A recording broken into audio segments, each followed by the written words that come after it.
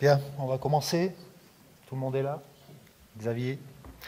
Bien, bonjour à toutes et à tous. Bien, merci d'être venus nombreux ce soir pour cette réunion publique. Alors, comme promis, eh bien, nous organiserons des réunions publiques assez fréquentes pour vous tenir informés et suivre l'évolution des projets. Et pour introduire celle-ci, eh bien, je voulais juste rappeler que la commune eh bien, va s'engager dans un vaste programme d'investissement afin d'apporter demain tout ce qui nous manque aujourd'hui. Notre station des Deux Alpes, va à la fois s'embellir, rentrer dans une ère de développement durable, de protection de l'environnement, mais aussi de modernisation. Alors on le sait toutes et tous, le ski et le VTT fait partie de l'ADN des Deux Alpes, fait partie de notre ADN. C'est un modèle économique qui nous fait bien sûr tous vivre. Dans les années à venir, il va néanmoins falloir se préparer à des changements notables. Nous le constatons, certaines stations de basse et moyenne altitude verront leur période d'activité fortement réduite, à tel point qu'elles ne pourront plus fonctionner normalement. Elles seront toutes touchées par ce réchauffement climatique qui se manifeste bien sûr par un raccourcissement des saisons, mais aussi par une météo beaucoup plus incertaine, avec certainement plus de pluie que de neige. Nous, aux Deux Alpes, grâce à notre domaine d'altitude, nous pouvons espérer maintenir notre activité au-delà de 2050.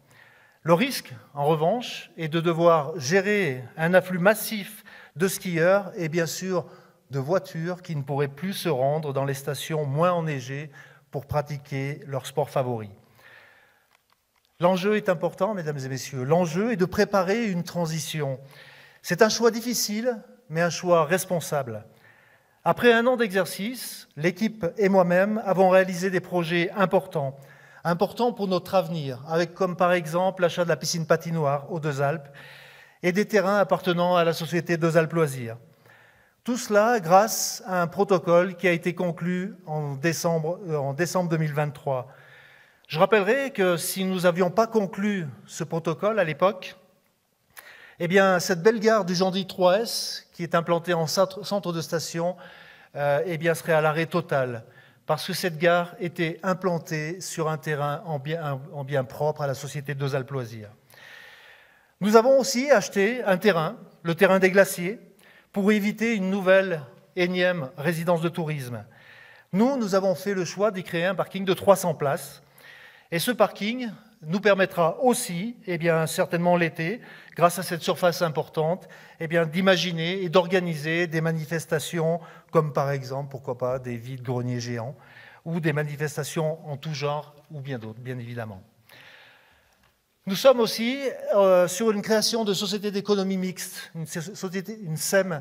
Cette SEM aura pour objet eh bien, uniquement, et je dis bien uniquement, les logements permanents et les logements saisonniers. Celle-ci devra acheter de l'immobilier et les remettre dans le circuit de la location pour tous les socioprofessionnels et pour tous les saisonniers qui viendront travailler aux Deux Alpes. Celle-ci devrait voir le jour dès le premier semestre 2025. Alors tout cela pour améliorer la vie des habitants, bien sûr, et de nos visiteurs, nous nous sommes engagés à faire aboutir des projets indispensables.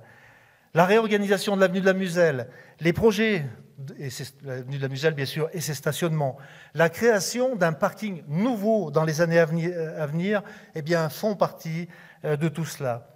Et pour conserver une station attrayante, il ne faut pas arriver à une situation de flux incessant de voitures.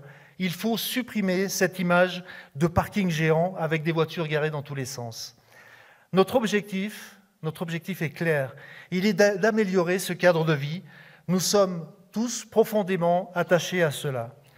C'est pour ça que nous voulons agir en y mettant les moyens nécessaires avec de nouveaux parkings, mais avec aussi une nouvelle avenue de la Muselle repensée.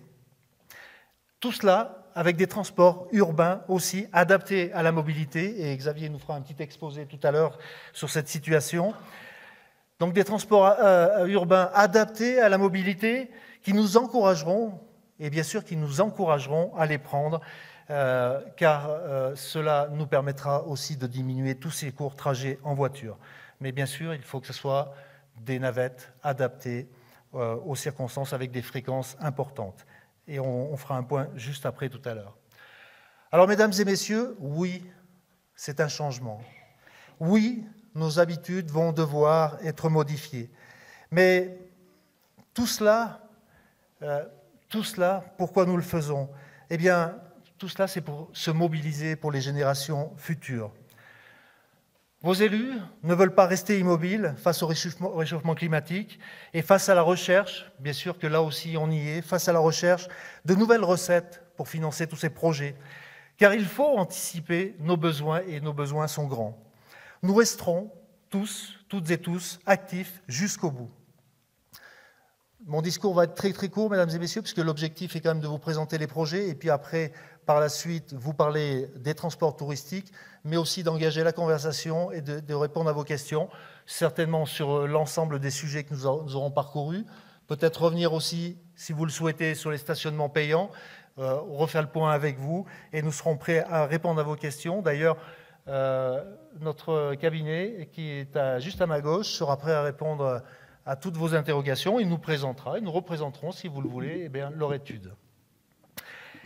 Donc, je vais vous présenter, enfin, nous allons vous présenter cette avenue de la Muselle avec une première tranche qui va débuter dès le printemps prochain entre le Point I, l'Office du tourisme, et la mairie.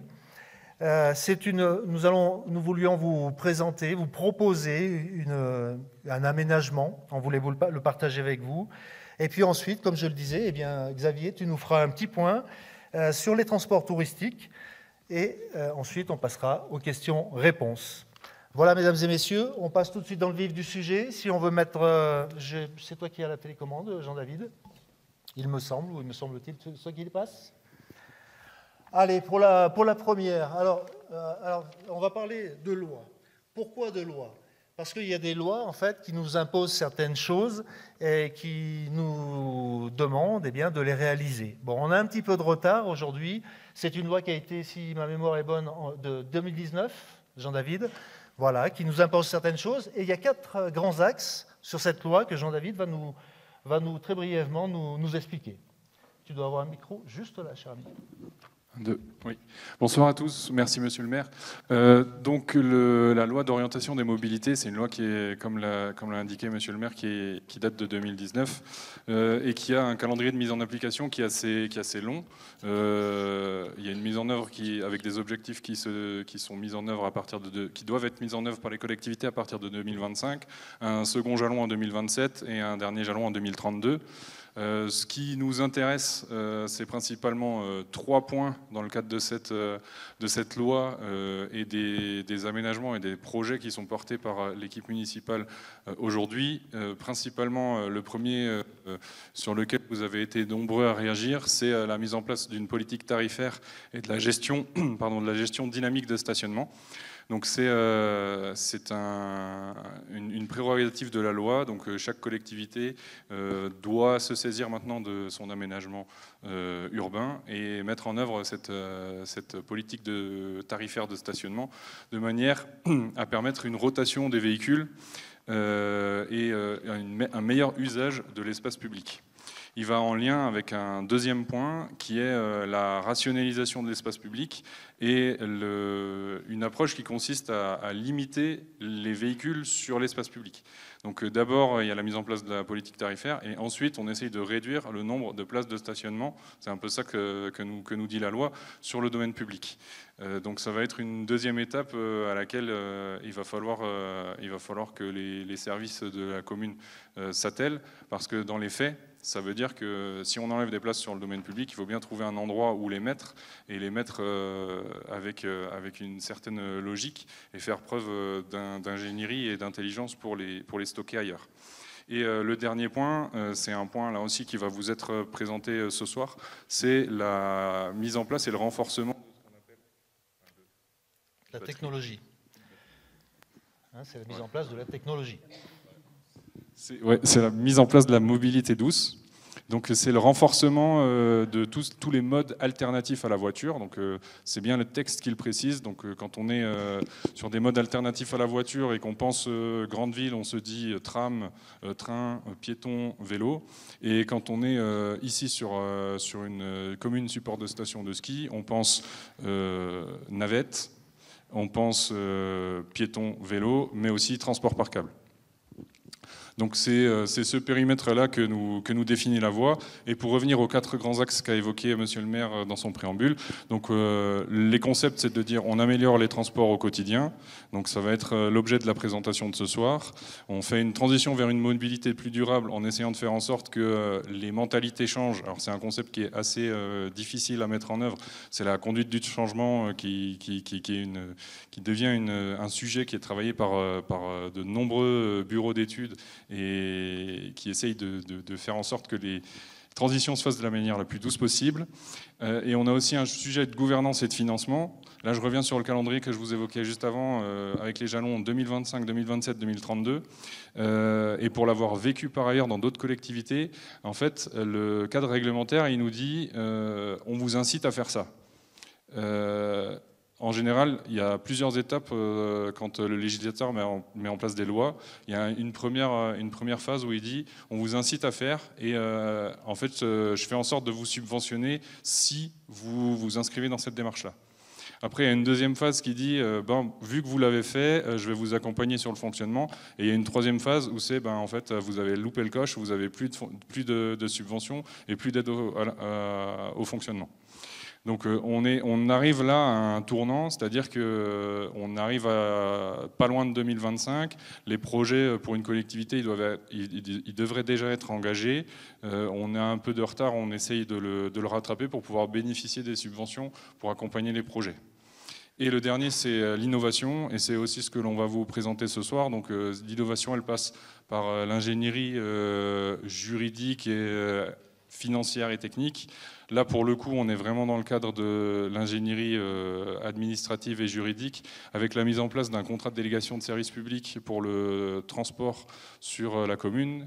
C'est quelque chose qui n'a jamais été fait sur le périmètre de la commune et qui permet de faire des économies d'échelle sur le volet financier, parce qu'on s'engage sur des contrats plus longs qui permettent un amortissement par les exploitants, un peu comme les contrats de DSP pour les remontées mécaniques que vous connaissez, et qui permet aussi à l'administration d'avoir un fonctionnement plus souple, à savoir que demain, quand on est dans un contrat de DSP, on est en capacité, non pas comme terme technique, accord cadre à bon de commande, qui lui est plutôt figé en disant on a des horaires, des jours, des dates, on ne peut pas les faire évoluer. Demain, dans un contrat de DSP, on se met autour de la table avec l'exploitant et un peu à l'image de ce que fait SATA, on dialogue avec lui et on fait évoluer ce qui fonctionne, ce qui ne fonctionne pas. Donc on va avoir un gros volet retour usager, qui va nous permettre de mettre des curseurs et de pouvoir retravailler les offres au fur et à mesure des années. Donc je m'arrête là pour cette présentation de la loi et je reste disponible pour vos questions si vous en avez à la fin de la présentation. Merci. Merci Jean-David pour toute cette technique. Ça fait partie des lois, bien entendu, et des aménagements. Et qui de mieux pour en parler que notre directeur général des services. Merci pour cette présentation. On va passer sur la diapositive suivante où on parle... alors là aujourd'hui, vous voyez, c'est une illustration. Notre bureau d'études va nous préparer une modélisation complète que nous vous représenterons début janvier, enfin tout du moins dans les premiers mois, pour que vous vous rendiez vraiment compte de ce que va devenir la station des Deux Alpes. L'objectif principal, il est clair. On essaye d'arborer, on réorganise les stationnements, on fait une piste cyclable, et vous le voyez, Xavier, tu peux intervenir aussi, hein, cette piste cyclable qui servira, bien sûr, on le sait tous, notamment l'été, et l'hiver, qui pourra servir aussi de passage piéton. Oui, et puis la piste cyclable, en fait, sera intégrée à la partie trottoir avec une bordure pour la délimiter par rapport aux places de parking. Et il va de soi qu'on matérialisera bien sûr que l'été la piste cyclable. Voilà, l'objectif est de rendre un peu plus attrayant notre très belle avenue de la Muselle. Et comme je le disais tout à l'heure, qu'on ne voie pas que des voitures, on essaye qu'on essaye d'harmoniser pour qu'on ait une vue un peu plus montagne pour nos touristes. Là, on rentre dans un peu plus de technique. Quand je dis technique, c'est de largeur de voirie, bien évidemment, sachant que l'avenue de la Muselle est majoritairement départementale. Nous avons des obligations à respecter, notamment les largeurs de voirie, qui sont de 3,20 m, Jean-David, si je me trompe, pour une bande circulable minimum. 3,20 m, département. Voilà, merci. Circulable, voilà, voie circulable, bien sûr. Un peu au-delà, on sera à 6,50 m. On sera un tout petit peu plus large que ce qui nous est demandé, de quelques dizaines de centimètres. On voit que la piste cyclable, parce que c'est ce qui nous intéressera le plus dans les années à venir, c'est la largeur de la piste cyclable. Elle est prévue sur 2 mètres et elle sera, malheureusement, parce qu'on a une avenue de la Muselle très large, mais on ne peut pas dessiner une piste cyclable de chaque côté parce que nous ne serions pas assez larges. Sinon, on verra peut-être dans les années à venir s'il faut supprimer, si vous souhaitez supprimer une aire de stationnement sur un côté, on pourra en dessiner une autre. Mais là, en l'état actuel, eh bien, la largeur ne sera pas suffisante sur l'entièreté de l'avenue de la Muselle. Voilà un petit peu l'aménagement prévu. Alors, il n'y aura pas qu'un arbre sur l'avenue de la Muselle, il y en aura plus, qui seront espacés, bien évidemment. Et vous voyez que le maîtrise d'œuvre pour l'aménagement de l'avenue de la Muselle, eh bien, la tranche 1 sera notifiée d'ici vendredi pour un montant de 80 000 € hors taxe. Voilà pour cette présentation. Si tu as quelque chose à rajouter, oui, après, Xavier. on aura, sur la photo, on voit bien sûr les candélabres qui seront changés, redistribués en hauteur. Oui, effectivement, l'entièreté de l'éclairage public sera changée. Il sera installé des lampadaires à LED à faible économie d'énergie, bien entendu. Pour changer ces candélabres, vous avez vu que certains sont placés en plein milieu du trottoir, d'autres sont sur des voies, sur des emplacements privés. Et donc, il nous faut réorganiser tout ça et retirer des lignes pour apporter cet éclairage. Voilà, on passe à la suivante. Alors les bénéfices attendus, bien sûr, du projet de l'avenue de la Muselle, c'est la création d'espaces verts, l'amélioration et l'attractivité du centre de la station. Et quand je dis le centre de la station, c'est pour moi toute la station sur le point que nous voulons travailler. On va réaménager, bien sûr, tout l'espace urbain en installant aussi des bancs tout au long de cette avenue, des bancs modernes, on va dire, entre guillemets. On va changer tout ce qu'on avait dans le passé. Le parking des glaciers, eh bien lui aussi, il va en conformité avec cette fameuse loi LOM sur la mobilité. Et on voit que sur l'avenue de la Muselle, en fait, sur l'entièreté de l'avenue de la Muselle, une centaine de places, 110 places exactement, ont été supprimées en modifiant entre le stationnement parallèle et perpendiculaire, et sont largement récupérées sur ce parking de 300 places pour un delta de 190 à peu près. On va arrondir à 200. Suivante. Juste sur le parking des glaciers, bien sûr, toilettes publiques, une caisse où les gens pourront retirer leur ski pass pour les skieurs à la journée. Et je crois que c'est... 6 places personnes à mobilité réduite, c'est ça? C'est 6.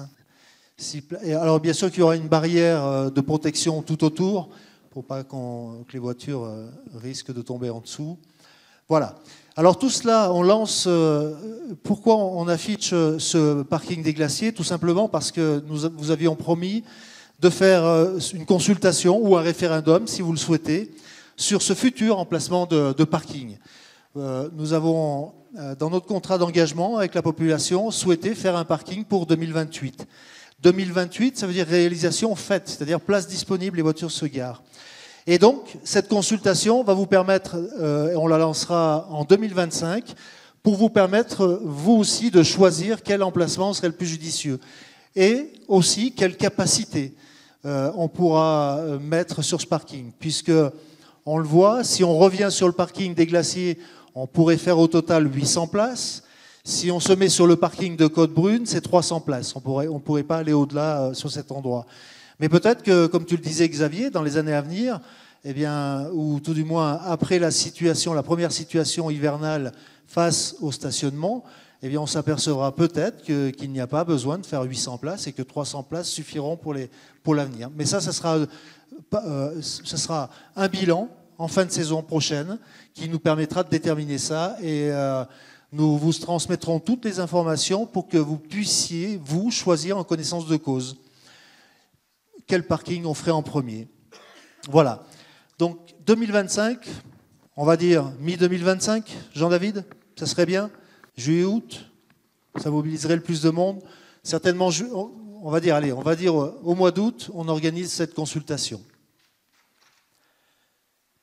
Suivante. Ah, réseau de navettes tant attendu, Serge Xavier, parce que est-ce qu'on va être bon ou pas bon? On devrait être pas mal. On devrait être pas mal. Alors, du coup, pour la DSP, donc navette, déjà une petite explication. On a été contraint de lancer cette DSP sur les navettes pour la bonne et simple raison que le marché qui avait été passé et qui était acté pour les années à venir a été amené au tribunal et le tribunal a statué et a conclu qu'il y avait un vice de forme dans la procédure d'attribution et du coup le marché devait s'arrêter au 1er décembre. Ça a été en urgence qu'on a été obligé de Oui, c'était plus qu'à marche forcée. Donc dans l'urgence, on a réfléchi à ce qu'on pouvait faire et comment on pouvait le mettre en place. Donc cela a conduit à partir sur une DSP sur les navettes. De 7 ans. Donc voilà, sur 7 ans. Cette délégation de service public sur 7 ans permet aussi d'amortir un peu les coûts pour les pétitionnaires. Et du coup, il faut quand même qu'on rende à César ce qui lui appartient. Je tiens à féliciter Jean-David sur ce projet parce que c'est bien lui qui nous a amenés dans cette direction.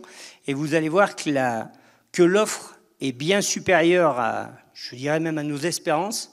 Et à ce qu'on a connu ces dernières années. C'est ça. Et après, le volet tarifaire viendra dans un second temps parce qu'on n'a encore pas attribué le marché. C'est vrai qu'on ne dévoilera pas tout puisque Xavier étant président de cette commission d'appel d'offres, eh bien, elle n'est pas terminée. Donc on va vous donner les grandes lignes, notamment les circuits, les horaires, ainsi de suite, mais on n'ira pas plus loin. C'est ça. On n'ira pas plus loin pour ne pas risquer une mauvaise aventure. Donc du coup, sur ces circuits navettes, on a un premier circuit, donc le circuit que je vais appeler rouge de 1800. Donc ce circuit, il reprend un peu ce qu'on a eu par le passé, avec une boucle qui se fait on va dire, de la maison médicale pour monter à 1800 et en retour en passant devant les glaciers. Après, on a le circuit vert qui, lui, on va dire, dessert la ZAC du Soleil, donc le Prince des Écrins jusqu'à la Maison du Tourisme. Après, on a un circuit bleu qui fera la passerelle, c'est pas tout à fait dans le bon ordre, Maison du Tourisme, passerelle et télécabine de Venosque, et le circuit bleu ciel qui, lui, va desservir le parking des glaciers et descendra aussi jusqu'à Mont-Blanc. Donc là, sur parking des glaciers, centre-station. Hein. Oui, centre-station. Ouais. Et donc ces circuits qu'on vous présente vont de 7h à 19h. Et puis là, on a la cerise sur le gâteau. Alors ça, c'est la partie jour. C'est ça, partie jour. Et alors là, la partie jour, excuse-moi de te couper, mais s'il y a des chiffres à retenir, c'est les fréquences.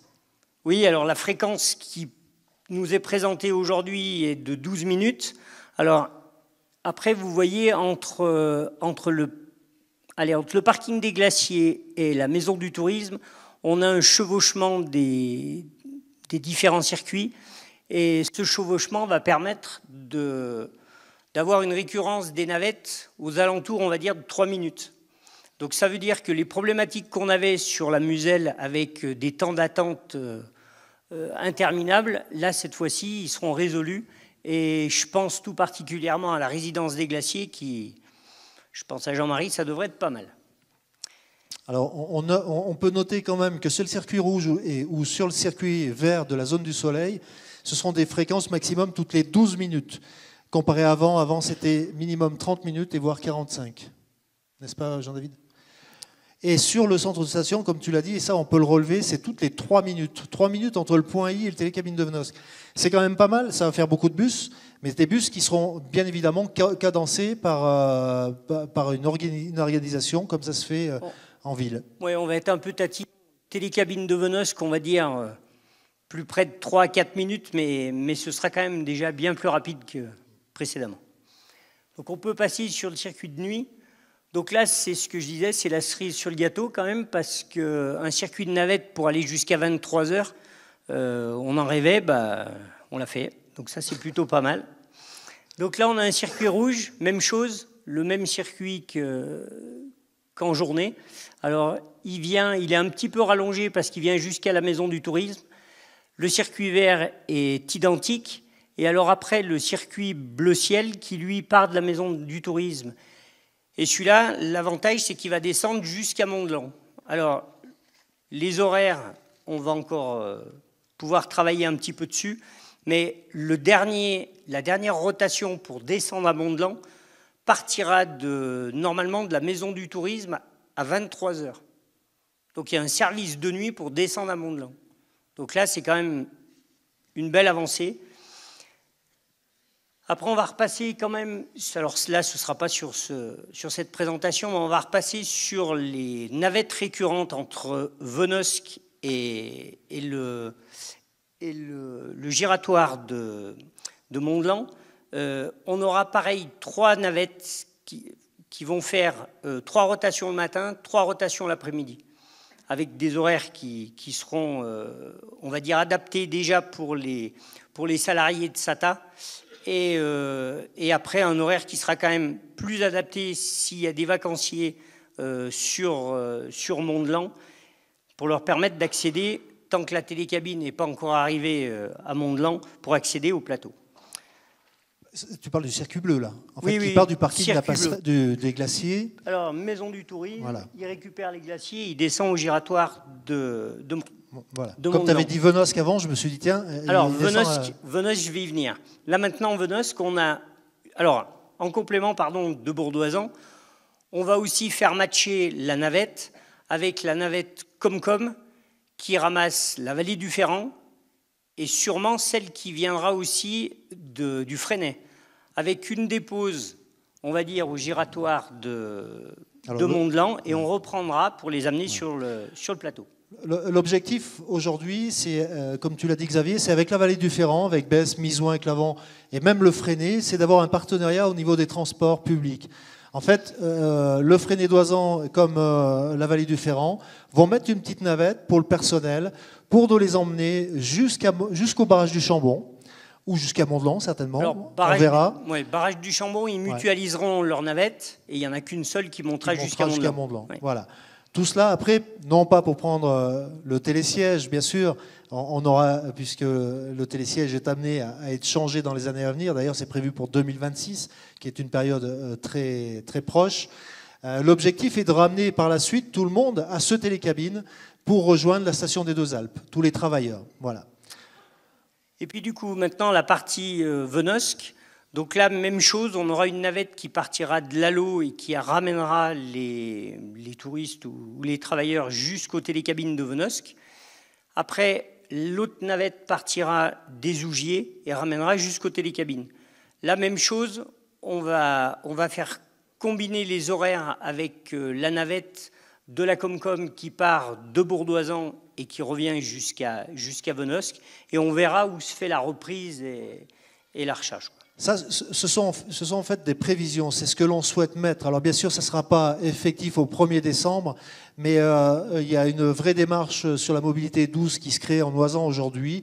Et tant mieux pour nous, tant mieux pour eux aussi. Ça va fortement diminuer les voitures en espérant qu'elles soient vraiment adaptées aux horaires. Et nous lançons certainement des consultations pour connaître vraiment les horaires de tous. Alors on ne pourra pas emmener tout le monde bien sûr au même moment, mais ça permettra d'apporter un réel service. Il me semblait qu'il y avait une autre navette qu'on avait oubliée.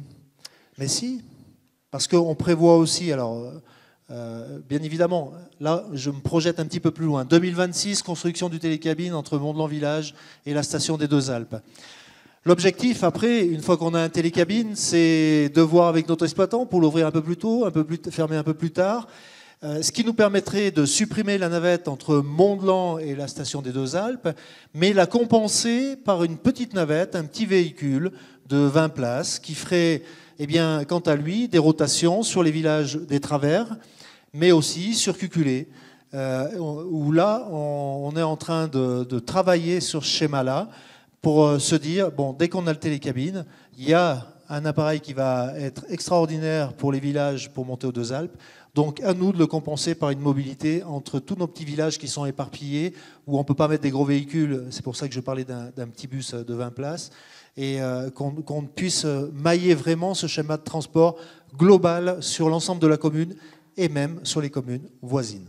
Voilà ce qui concerne ces navettes, à moins qu'il y ait d'autres choses à rajouter. Oui, juste sans oublier la navette qui faisait bien sûr la liaison avec le marché à Bourdoisan.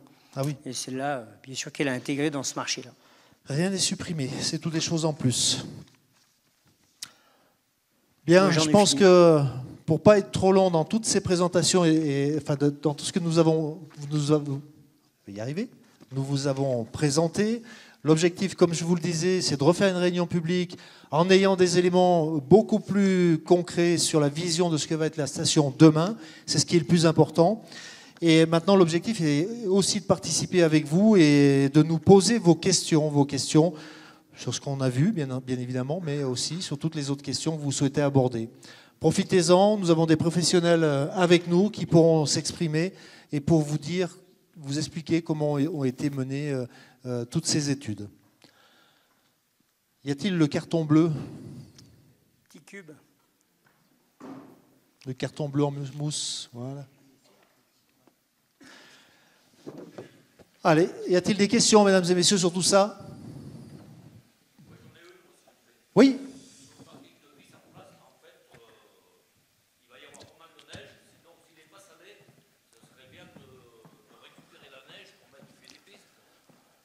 Alors, voilà. Alors, ça, c'est déjà prévu. Pourquoi? Parce qu'on le fait maintenant sur le parking de la Passerelle. En fait, sur le parking de la Passerelle, on s'est entendu avec notre exploitant SATA, bien sûr, avant de saler ou avant qu'elle devienne noire, c'est-à-dire au déneigement, c'est de la récupérer et de faire des tas pour que notre exploitant puisse la récupérer et l'étaler sur les pistes. Donc, bien évidemment, et à chaque fois, on est à côté d'une piste. C'est l'avantage. Passerelle, il y a la piste qui est juste dessous. Glacier, il y a la piste qui est juste à côté. Donc, on saura où la stocker, bien évidemment. Mais ça, c'est prévu. Puis surtout, le parking est sans bordure. Donc pour le déneigement... Voilà, parce qu'il est quand même assez grand, et c'est vrai qu'une surface pareille, si jamais on n'avait pas de neige, ça peut arriver, qu'il en tombe quelques fois, ça serait bien de la récupérer pour mettre sur le pied des pistes. Ouais. J'irais même plus loin, le fait de faire ça, ça évite à tous les camions qui traversent la station pour aller vider au seul endroit où on a le droit, c'est sur la combe là-bas, de l'autre côté. Et c'est des camions qui traversent pour amener la neige là-bas. Donc là, il y aura beaucoup moins de camions, bien sûr. D'accord. Et une deuxième question là, sur le nouveau télécabine de Mont-de-Lan, les Deux Alpes, Mont-de-Lan Village. Est-ce que vous avez déjà prévu pour les voitures de faire un parking? Parce que je pense qu'il y aura pas mal de gens qui s'arrêteront pour le prendre. Alors sur le projet de mobilité, une chose que j'ai oubliée, c'est qu'il n'y a pas que le projet de Mont-de-Lan. Il y a le projet départ du Fresnay aussi. Où là, la conduite... Parce que vous savez que dès qu'on parle d'une remontée mécanique, on a toutes les associations sur le dos. Faut pas faire ci, faut pas faire ça. Moi, je dis les seules personnes qui ont le droit de dire faut pas faire ci ou faut pas faire ça, eh bien c'est nous, c'est les habitants du Cru. Or, moi, je suis 100% favorable à cette remontée mécanique qui partirait du Fresnay pour plusieurs raisons. Un, parce que le Fresnay fait aussi partie de tout un ensemble. Il y a une population, des travailleurs, ils pourront emprunter cette remontée mécanique. Et de deux, sur le Fresnay, un grand parking peut être créé à l'endroit où ils souhaitent l'implanter. On le connaît toutes et tous. Et là, on pourra y mettre des voitures et emprunter la remontée mécanique par la suite. Donc, projet de parking Fresnay-Doisan, avec une remontée mécanique.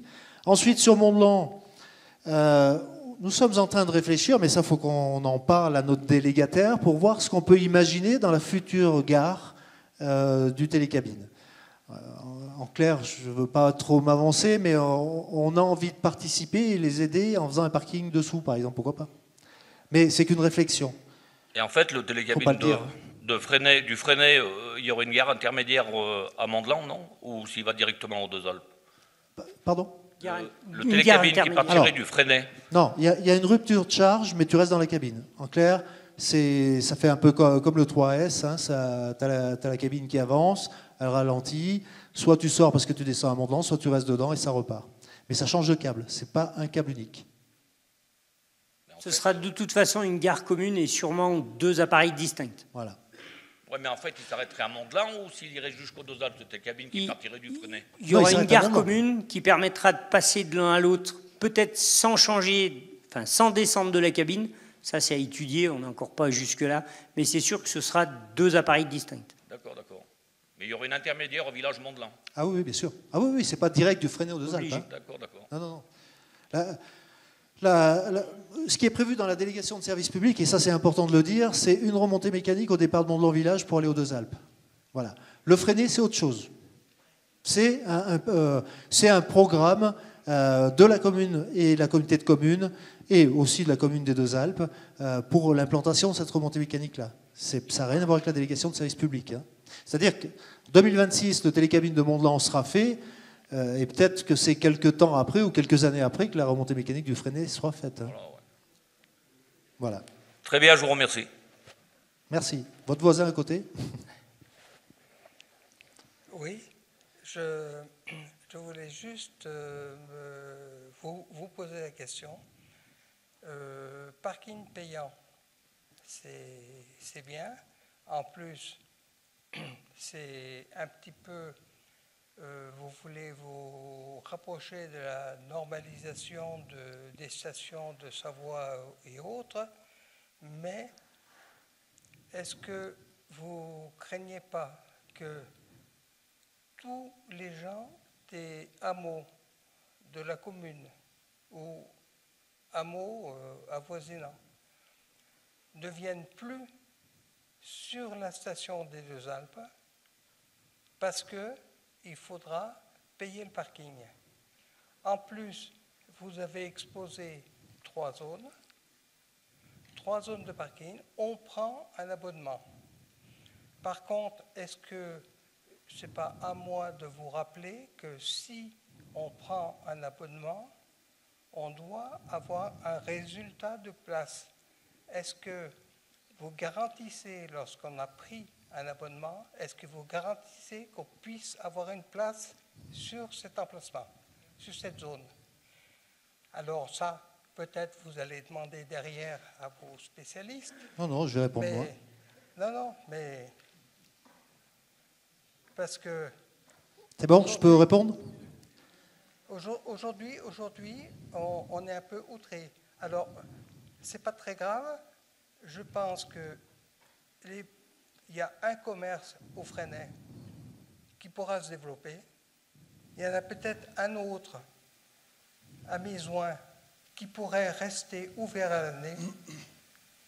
Et pourquoi pas solliciter et encourager d'autres commerces limitrophes pour justement pallier à ce problème de paiement. Parce que il y a 2 places devant la boulangerie centrale où c'est marqué on s'arrête arrêt minute. Et par contre, c'est vrai que je ne sais pas où on va.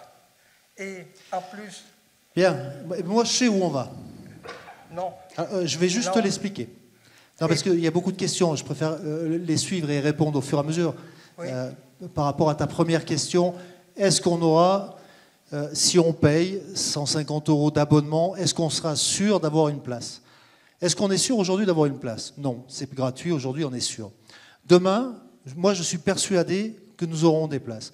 Mais dans tous les cas, il n'y a pas de garantie là-dessus.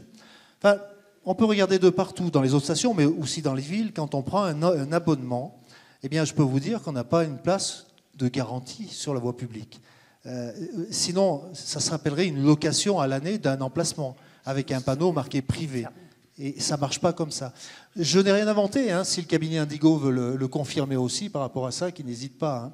Donc, peut-être juste un complément. Un abonnement avec une place réservée, c'est sur un parking fermé, avec une barrière où on peut réguler le nombre de voitures qui rentrent. Maintenant, le domaine public, comme son nom l'indique, c'est le domaine public. Donc, tu as un abonnement, comme ça t'évite d'aller à l'horodateur et d'aller prendre ton ticket et payer au stationnement ponctuel. Mais c'est tout, c'est le seul et unique avantage. Il n'y a pas une sécurisation de la place. Voilà, et je ne suis pas inquiet sur la baisse de fréquentation et sur tout ça. Mais les années à venir pourront peut-être me contredire, je ne sais pas, on verra. Maintenant, juste en complément, ce que tu avances, les hameaux qui sont aux alentours de Mont-de-Lan, alors, ou vous n'avez pas bien écouté, ou peut-être je me suis mal exprimé, mais il y a la navette qui va fonctionner régulièrement toute l'année. Donc, ça sera peut-être encore plus confortable de poser sa voiture à Mont-de-Lan, de prendre la navette et de venir sur la station. Et là, tu n'as pas pris ta voiture, tu n'as pas consommé d'essence et tu n'as pas squatté une place de parking sur la station. Pas mal quand même. Alors moi, par rapport à toi, moi, j'ai utilisé justement ces navettes. Oui, mais on parle d'une époque qui révolue. Non.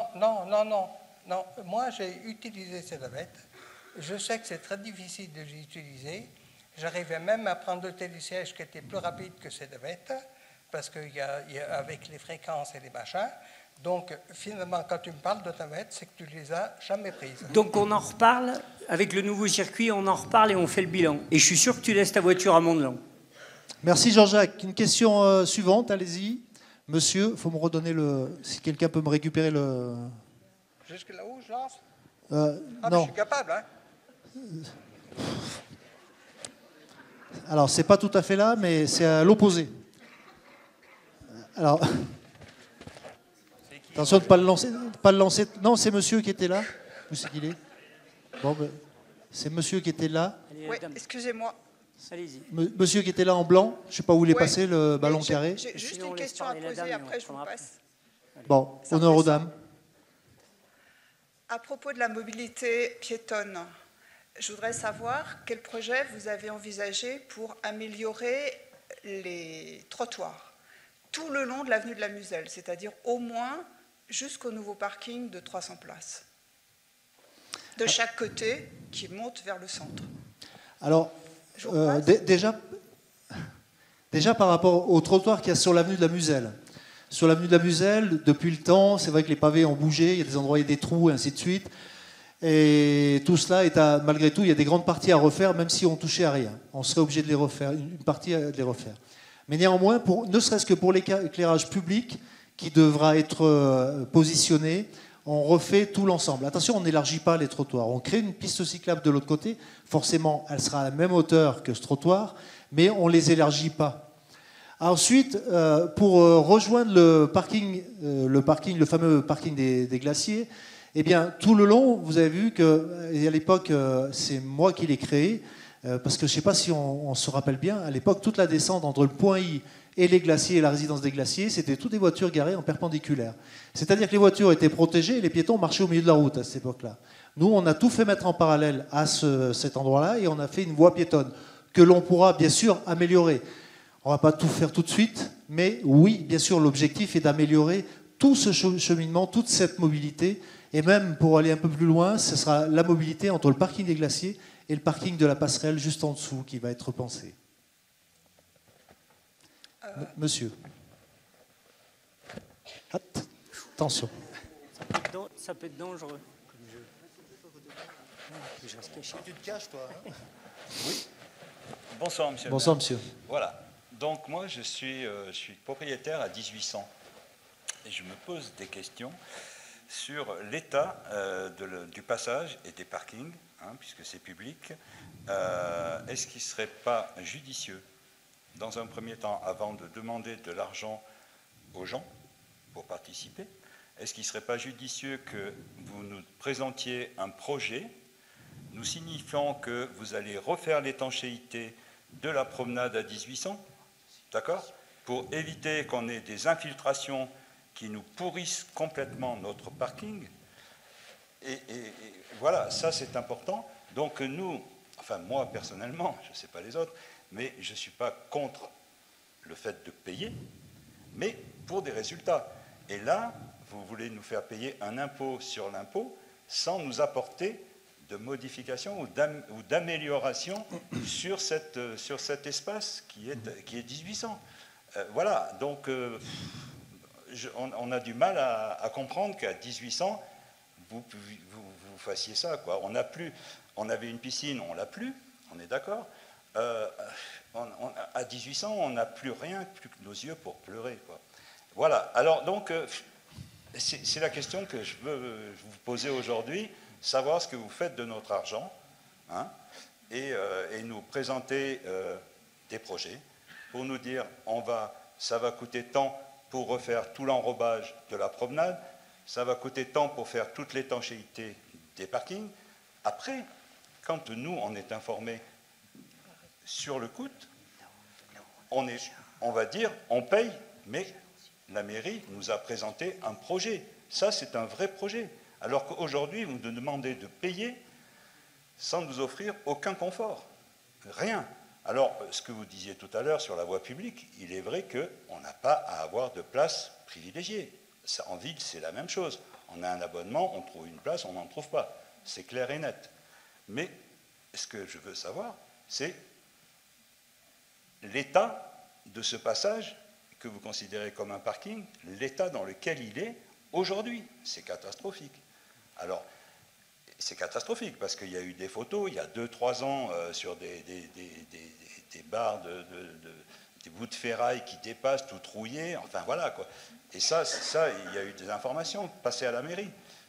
On n'a pas de résultat. Donc, la question, elle est là. Elle est là. Voilà. C'est ma préoccupation. Et voilà. Mais comme je vous comprends, monsieur. Ah ben, si vous me Alors, comprenez, vous savez, je veux juste déjà intervenir sur le village 1800. Parce que déjà, vous savez que pour la plupart, vous savez que j'ai été élu de 2018 jusqu'à de 2000, je vais y arriver, de 2014 à 2020. On m'a toujours reproché de laisser tomber le village, et ainsi de suite. Non, monsieur, je n'ai jamais laissé tomber le village. À cette époque-là, pourquoi on a vendu la piscine patinoire? Parce que la piscine patinoire, là-haut, la piscine tout court, excusez-moi, je veux aller trop vite, la piscine du village 1800, pourquoi nous l'avons vendue? Parce qu'à l'époque, pour tous ceux qui connaissaient cet établissement, mon prédécesseur s'est aussi cassé les dents en mettant beaucoup d'argent dedans, en faisant des rapiessages, des beaux trucs à des endroits.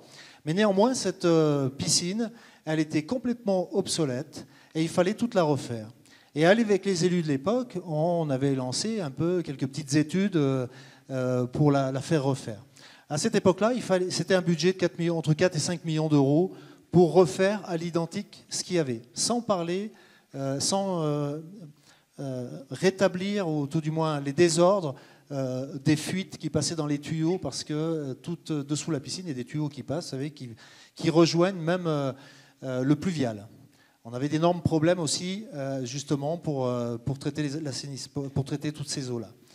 Donc on a vendu cette piscine en se disant, puisque dans tous les cas, nous étions en train de lancer une délégation de service public, il y aura une piscine sur les deux Alpes, une piscine au centre de la station, celle que nous avons repris par le protocole, qui sera refaite pour l'année prochaine, je veux dire l'année prochaine.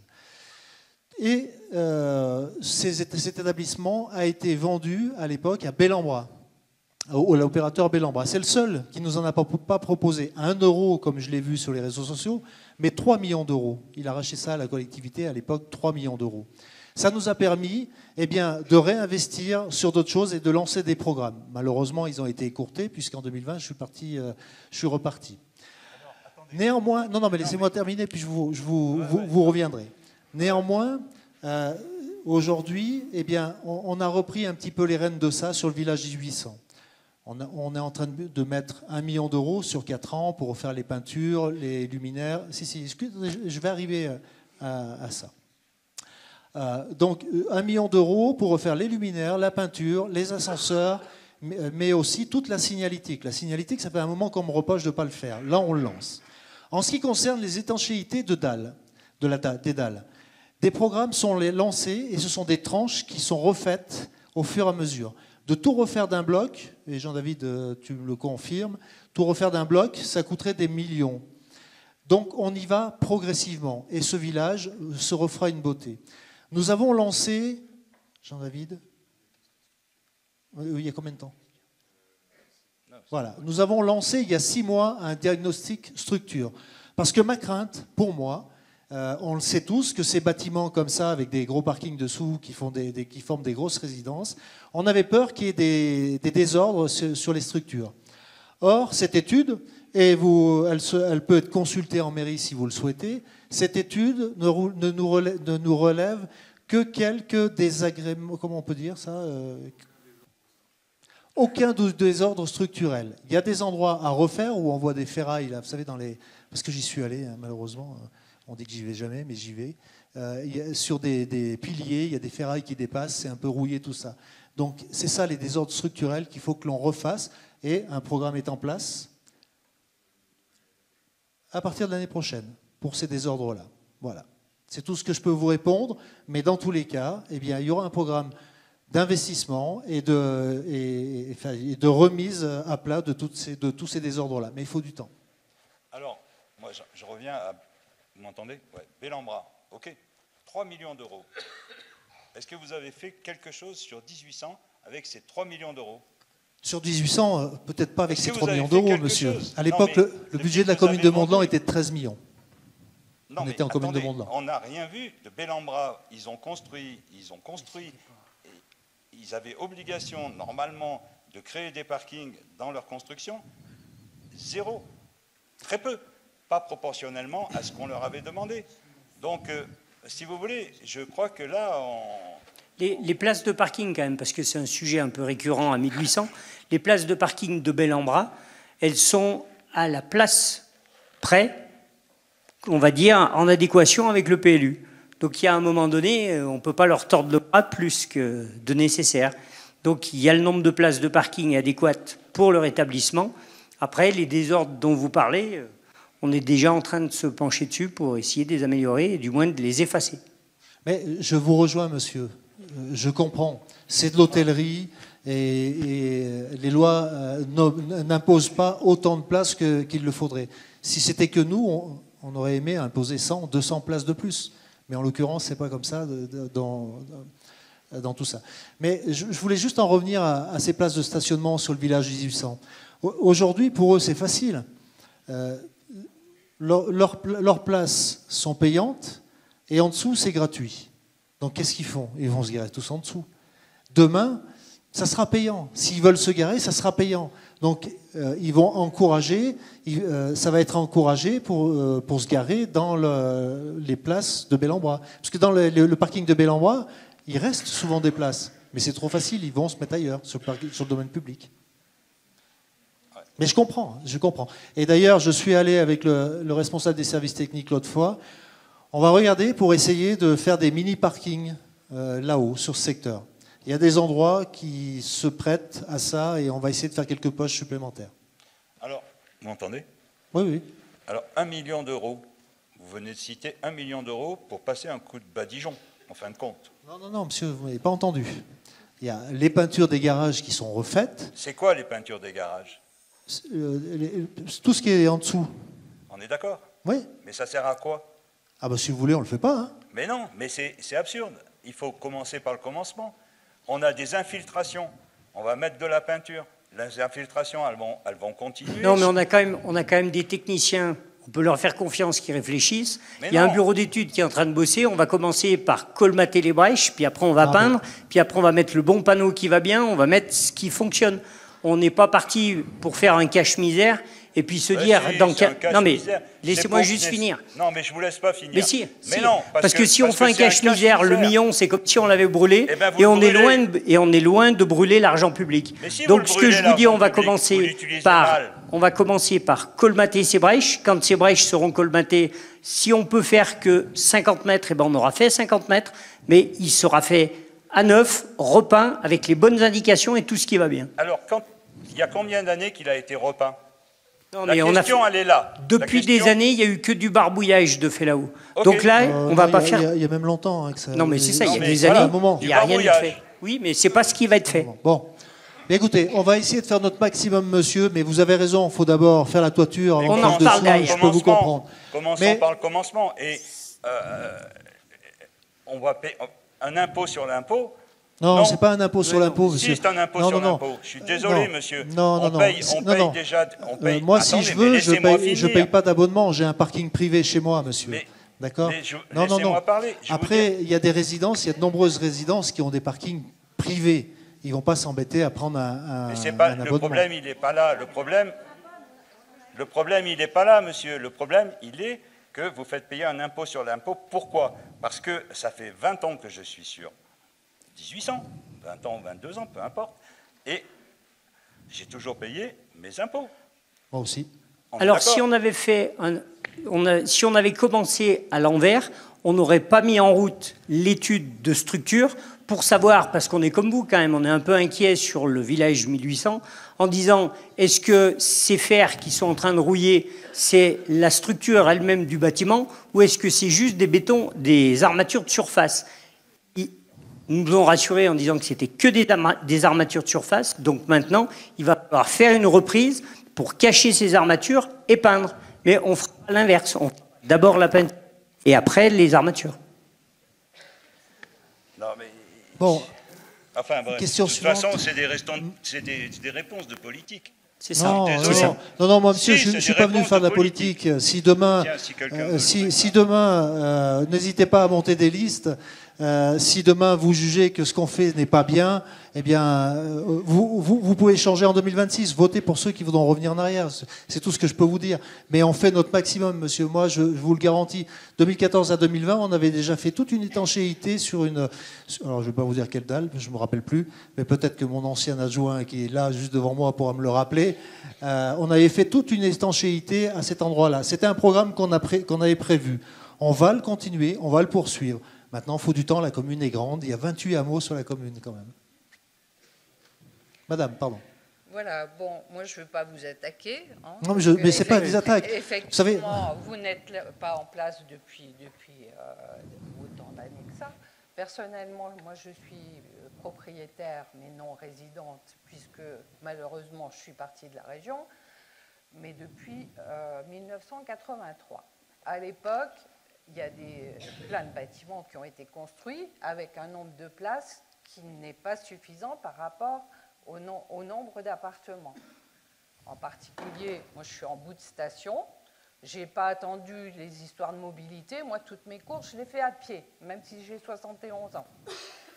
Mais qu'est-ce qu'on va dire? Parce que personnellement je loue un petit peu, je paye mes taxes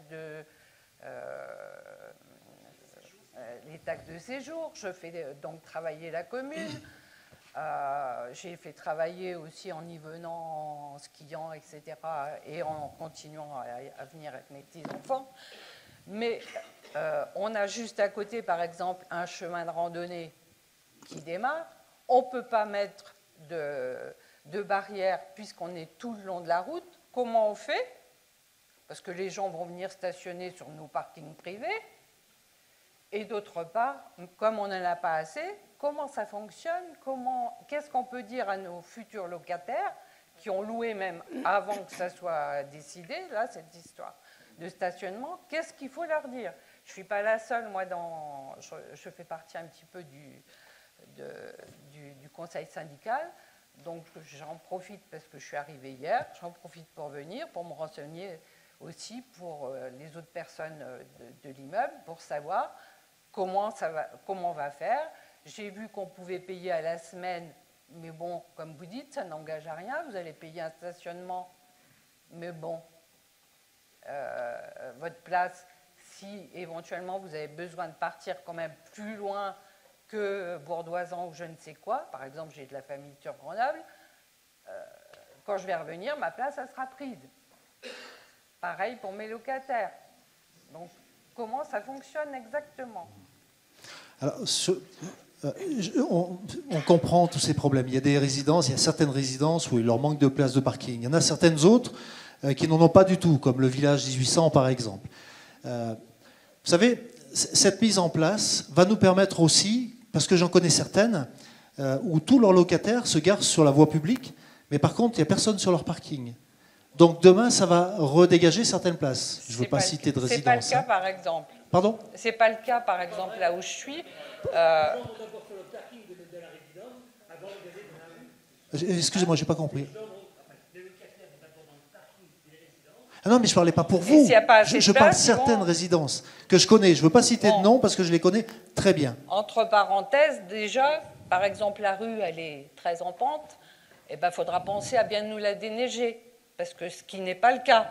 Donc, vous allez mettre des stationnements à des endroits où, à tout bout de champ, quand on arrive, c'est le seul endroit où on est obligé de chaîner. Hein.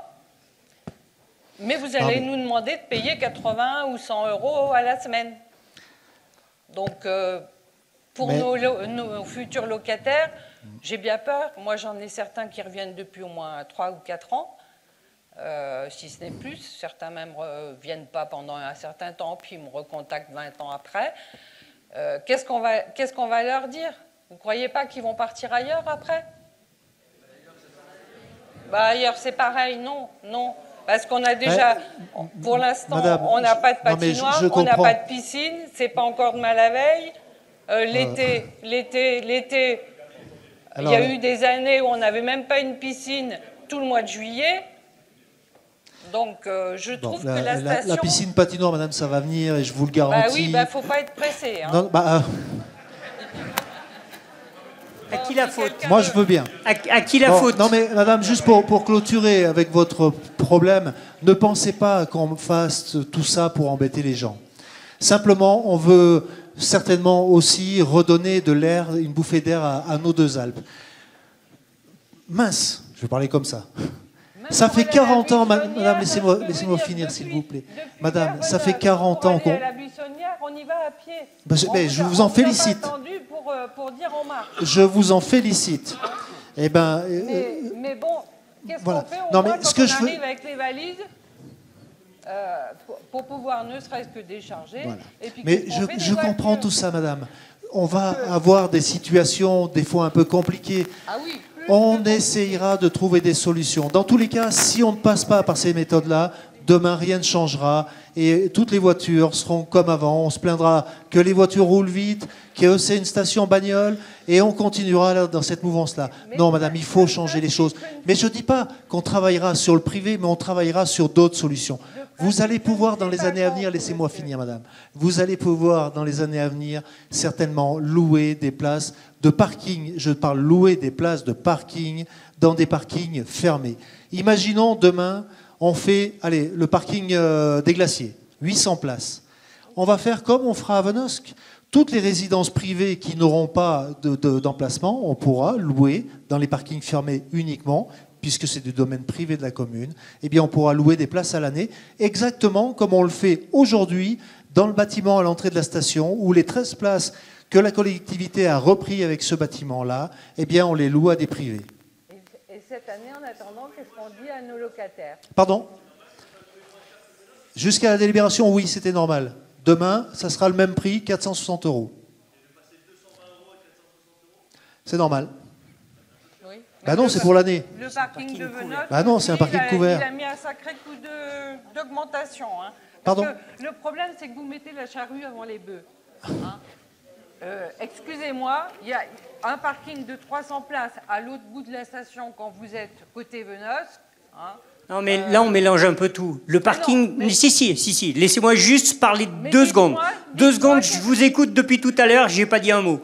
Donc là, je vais juste prendre la parole.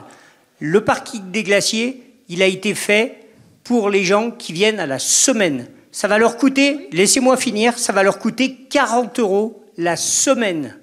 Avec un service de navette. Donc si nos vacanciers ne sont pas capables de venir poser leurs valises, aller se parquer sur ce parking, prendre la navette pour retourner sur le logement, eh ben, je dirais qu'il ne faut pas qu'ils fassent du ski, il faut qu'ils fassent autre chose. Vous pensez qu'avec 300 places, ça va être suffisant? On en reparlera du trop petit, on en reparlera après. Ça m'étonnerait qu'il y ait assez de place. Non mais je vous rejoins, 300 places, c'est trop petit.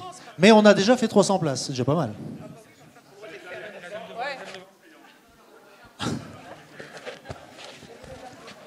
C'est Allez, question suivante. Payer avec vos impôts. Je ne sais plus. Ah, attendez, non, excusez-moi, puis après je passe la main. Si. La dame juste devant. Vous voulez le carré? Ou alors le micro, ça sera plus vite. Merci. Oui, je pourrais. Bonsoir. Alors j'avais plusieurs questions et plusieurs remarques. Très rapidement, pour en revenir aux propos du monsieur qui avait évoqué la situation au village 1800, j'ai entendu vos réponses très attentivement, qui apportent des explications au fait que, on vous en remercie, le parking au village 1800 a été repeint. Par contre, les inquiétudes par rapport aux infiltrations, etc., j'entends bien que c'est pris en charge. Après, il est vrai que quand on rentre et qu'on voit que les ouvriers n'ont que des pots de peinture et qu'on voit que les infiltrations sont toujours visibles et qu'on n'a pas vu spécifiquement un travail de colmatage qui a été fait, voilà, les inquiétudes demeurent, mais j'entends vos réponses. Donc c'est ce qui va être réglé visiblement dans une autre temporalité. J'aimerais bien que ce soit tout réglé. Oui, mais en tout cas c'est pris en compte, ça a été, le constat a été fait, c'est pris en charge, si j'entends bien. J'avais une remarque concernant également le village 1800, pas que le village 1800 du coup. Concernant les places de parking, j'ai bien compris qu'il y avait des zones qui étaient payantes. Est-ce que vous pouvez me confirmer qu'une personne qui souhaite bénéficier de plusieurs zones doit payer un abonnement pour chacune des zones? C'est une question. On va faire répondre un ingénieur. Vous le voulez? Oh ben, y a aucun... tant qu'on me répond...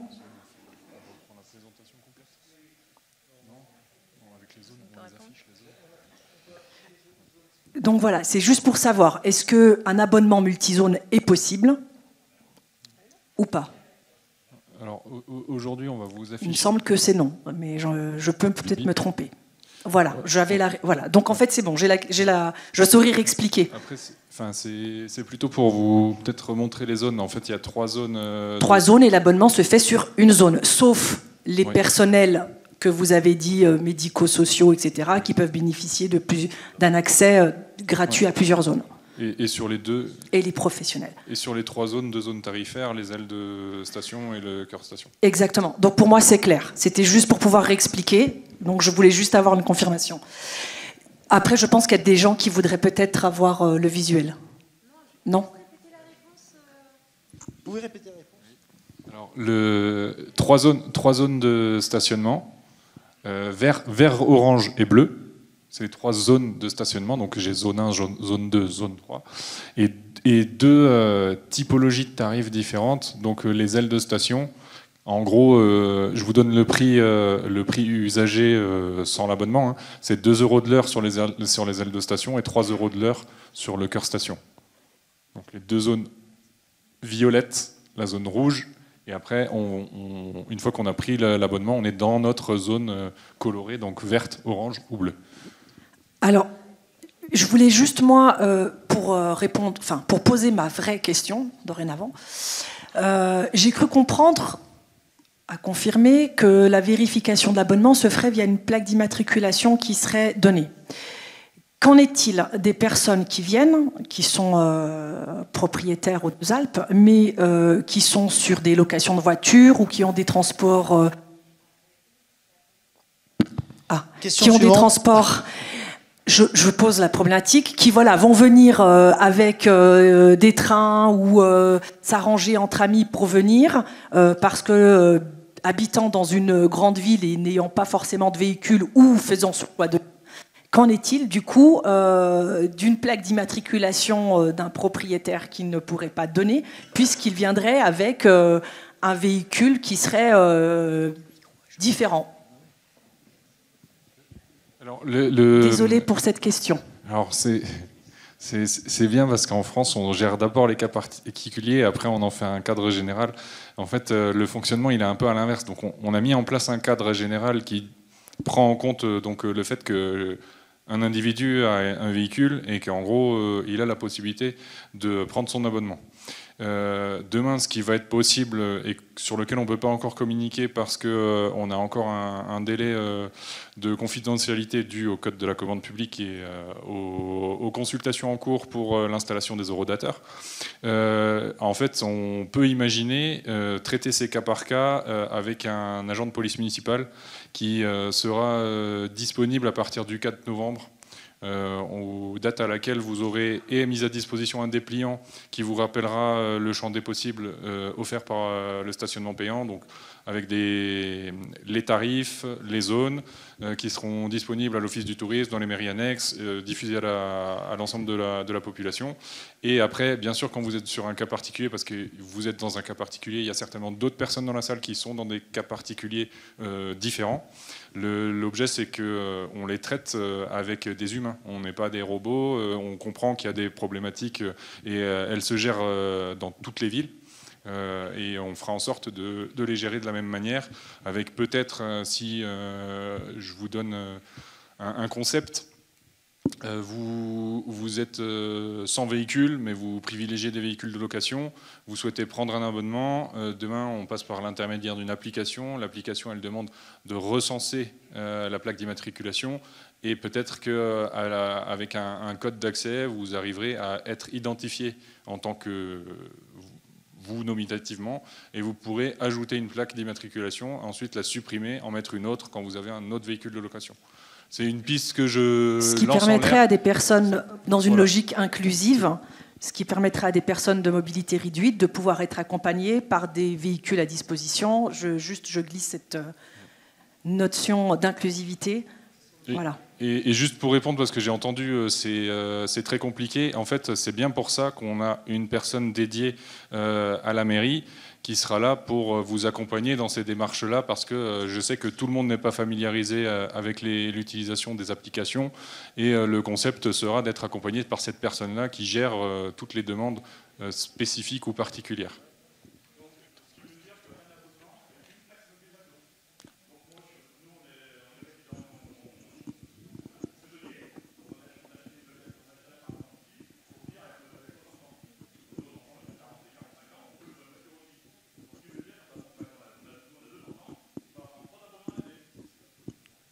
Aujourd'hui, oui.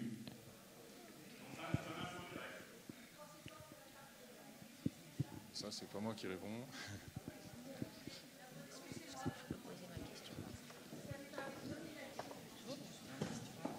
Attendez, pardon. Pardon.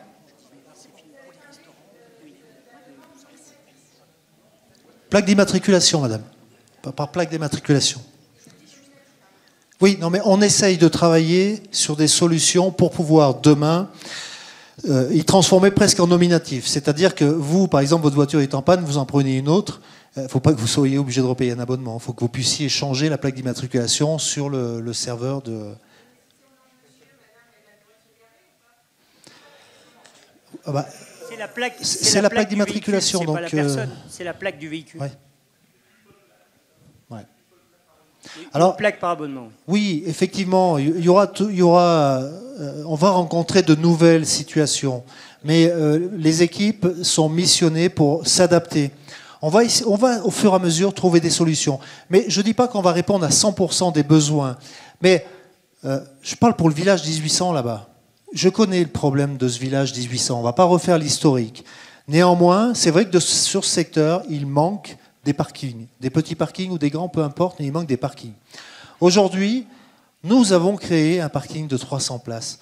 Et on s'engage à en faire progressivement. Déjà un autre grand, mais en parallèle, on va essayer de faire des petites poches de parking, et surtout sur le village 1800, on est en train de regarder les secteurs et les endroits sur lesquels on peut y mettre des places. Voilà. Mais on ne va pas régler tout du jour au lendemain. Le haut-parleur, ouais. Oui, excusez-moi. Alors d'abord, moi je ne suis pas opposée au parking payant. Je trouve que c'est même plutôt bien dans une station. Je vous remercie et j'espère que la Muselle sera bien plus agréable là-dessus. Mais bon, ça c'est mon opinion. Moi j'ai juste une question. Est-ce que vous profitez du parking des Glaciers pour mettre des bornes de recharge pour les véhicules électriques? Parce qu'on est un peu court dans la station quand même en bornes maintenant. Mais vous avez tout à fait raison. Vous savez, alors là-bas on n'en a pas mis. On l'a fait exprès. Pourquoi? Parce qu'on a demandé une dérogation, parce que c'est vrai que c'est un parking qui peut être éphémère. Si en 2025, vous nous dites on fait le 800 places là-bas, ça aurait été dommage de mettre en plus des bornes de recharge. Par contre, sur la station, nous en rajoutons 3. 3 une du côté du Diable, une redis-moi, je ne me rappelle plus. Route de Champ, ah oui, au Point I. Au Point I. Une au village 1800. Voilà, ça c'est le programme de 3 cette année. Et nous repartons au fur et à mesure sur un autre programme de 3 l'année prochaine. Et il y en aura une à Mont-de-Lan-Village qui servira, entre guillemets, comme j'appelle ça, de station-service. Parce que souvent on s'aperçoit que les gens, les bornes sont toutes monopolisées et des fois même bien plus que ce qu'elles devraient l'être. Et ce qui fait qu'on vient nous demander à la mairie. Alors on leur rend service, on les met en dessous, on les recharge. Mais là, vous pourrez, avec vos voitures électriques, descendre à Mont-de-Lan-Village sur une borne rapide, on va dire 20 minutes ou 30 minutes, vous brancher, aller au musée Chazal-Linteau, boire un petit coup, puis remonter avec votre voiture chargée. Merci. Voilà pour les...